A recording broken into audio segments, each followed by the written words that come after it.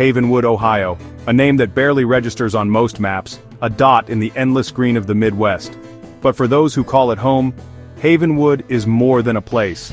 It's a feeling, a memory, a secret that lingers in the air. The town looks almost too perfect, as if it were plucked from a postcard and set down in the middle of nowhere. Fresh paint gleams on every porch, lawns are trimmed with military precision, and neighbors greet each other with smiles that last just a little too long, as if they're holding back words they dare not speak. But beneath the surface, there was a whisper. Not a sound exactly, but a feeling. A hush that settled over the town like a thin layer of dust, easy to overlook unless you knew where to look. Stories passed from child to child on the playground, and from parent to neighbor on creaking porches, always in hushed tones. They spoke of what lay below, of things best left undisturbed. Tunnels, an old secret network spiderwebbing under the town. Some said you could hear the echo of footsteps if you pressed your ear to the ground on a quiet night. The official story? Just storm drains, maybe a few forgotten service tunnels from a time when the town was young. Nothing to see, nothing to worry about, the mayor would say with a practiced smile. But the whispers persisted, growing louder in the spaces between official explanations. Some believed the tunnels were part of the Underground Railroad, a lifeline for those seeking freedom. Others swore they were used by Prohibition-era bootleggers, hiding barrels of whiskey beneath the very streets where children now played. But the oldest residents, the ones whose families had lived in Havenwood for generations, whispered of something far older. They spoke of ancient stone chambers, of rituals and secrets buried long before the first house was built. They said the town itself was a lid, carefully placed to keep something hidden from the world above. At night, Havenwood seemed to hold its breath. The streets emptied, the lights dimmed, and a heavy silence settled over the town. It was as if the very ground was waiting, listening for something to stir. Every friendly wave from a neighbor felt tinged with warning, every curtain drawn shut at dusk a silent reminder that some things were better left unseen. The town's warmth was real, but it was also a shield, a way to keep questions at bay. From above, the town looked ordinary, even idyllic, but for those who knew where to look, there were signs. A hidden entrance here, a shadow that lingered too long there. Havenwood was a lid, pressed tight over secrets that pressed back. Sometimes on cool mornings, steam would rise from cracks in the pavement, as if the earth itself was exhaling. The tunnels below were like veins, carrying the pressure of a history that refused to stay buried, no matter how hard the town tried to forget. Children, with their uncanny intuition, drew chalk maps on the sidewalks. To the untrained eye, they looked like games of hopscotch, but to those who paid attention, the patterns resembled blueprints, maps of the world beneath their feet.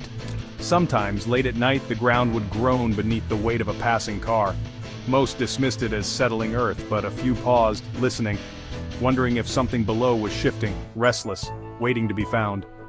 Havenwood wasn't just a place, it was a dare. A challenge to look past the surface, to question the stories everyone accepted, to wonder what might be waiting in the dark. It was an invitation to look behind the curtain, to see the truth hidden behind the performance.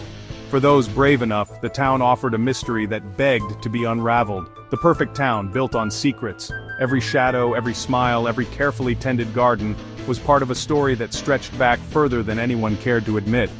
And so, the whisper of Havenwood waited. Patient, persistent, and always just out of reach, waiting for someone to finally listen and to discover what the town had tried so hard to hide. 4 people decided to listen. Leo, the self-styled historian obsessed with the town's hidden past. Maya, a journalist drawn by the wrongness beneath Havenwood's surface. Chloe and Ben, urban explorers chasing the ultimate forbidden footage. Leo wanted answers. Maya wanted the story. Chloe and Ben wanted the thrill. They met in Leo's museum, pooling maps, rumors, and gear. Excitement buzzed, a taboo about to be broken. They would pull back the curtain on Havenwood. But what waited below wasn't meant to be found, it was meant to stay asleep. Leo's research led them to the woods, not a manhole. An old journal spoke of a collapsed well near an ancient oak, a place of bad air and echoes. They dug for hours, sweat and nerves fraying, until Ben's shovel struck rotted planks. Beneath, a dark square opening exhaled a cold, ancient scent, sterile dust, deep earth, and something metallic. They pried away the planks, revealing a brick-lined shaft descending into blackness. Not a well, an entrance, deliberately built. Leo's flashlight was swallowed by the void. This was the place from the whispers, the gateway to Havenwood's buried truth. They stood at the edge, hearts pounding with dread. The silence from the hole was absolute, a void pulling at the world above. Chloe went first, anchoring ropes to the ancient oak. Cameras ready, she rappelled into the cold, tomb-like air. The shaft was deeper than expected, the world above shrinking to a distant star. The walls were slick, the bricks ancient and hand-laid. When they reached the bottom, they found a tunnel stretching into darkness. The air was thick, the silence crushing. No drips, no rats, just a vacuum waiting to be filled. The tunnel was wide, the floor worn smooth by centuries of unseen feet. Leo whispered, "This is older than the town, much older." The thrill faded, replaced by a creeping dread. Deeper in, their flashlights revealed faint carvings on the walls. Not words, but crude pictures, stick figures bowing to a long, serpentine creature. The carvings showed worship, subservience, and fear.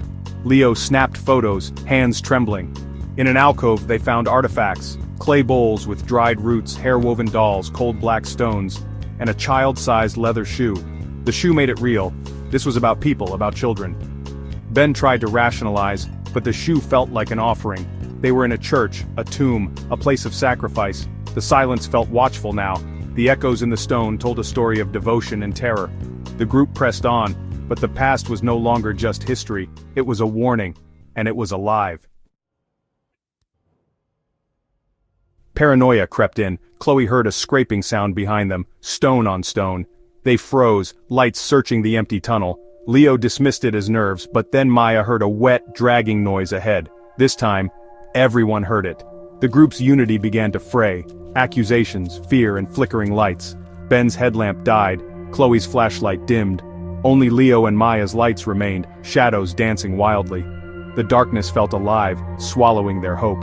Then Leo gasped. Fresh carvings on the wall, 4 stick figures running from the serpent's open maw.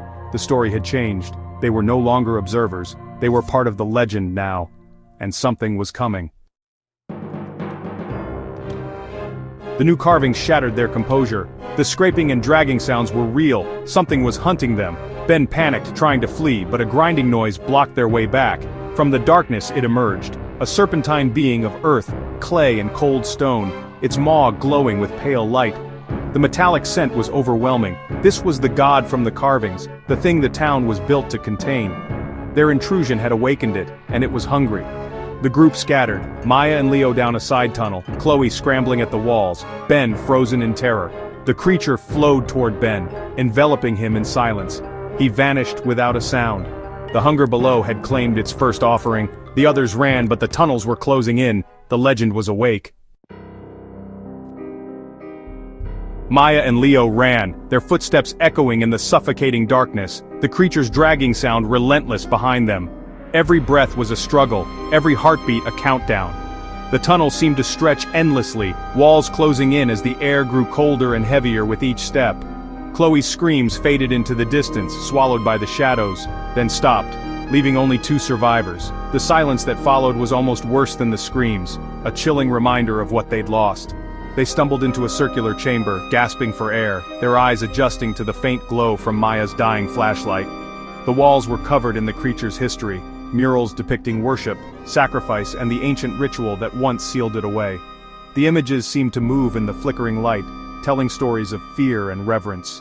In the center, a deep pit yawned open, a final offering bowl, black as the void, waiting for its next sacrifice. The air above it shimmered with a strange energy, as if the pit itself was alive and hungry. The creature entered, larger now, its form shifting and swelling, blocking any hope of escape. Its eyes glowed with a hunger that was more than physical, a hunger for something deeper. Leo stopped running, turning to face the entity. His fear was replaced by a strange calm, as if he finally understood what needed to be done. "It doesn't want to kill us," he said, voice trembling but clear. "It wants our stories, our memories. That's how it feeds. It's been starving for years, waiting for someone to remember." The town above fed it fear, kept it dormant with whispered legends and unspoken dread. Every nightmare, every secret was a morsel for the thing below.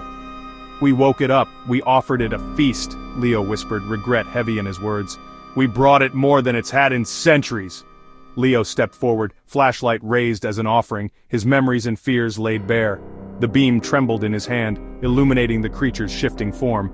The creature paused, considering, then enveloped him. No struggle, just silence.